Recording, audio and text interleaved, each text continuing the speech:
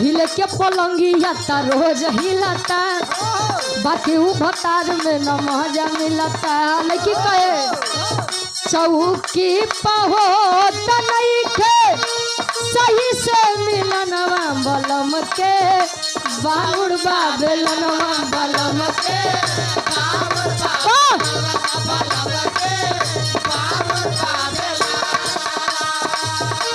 बलम के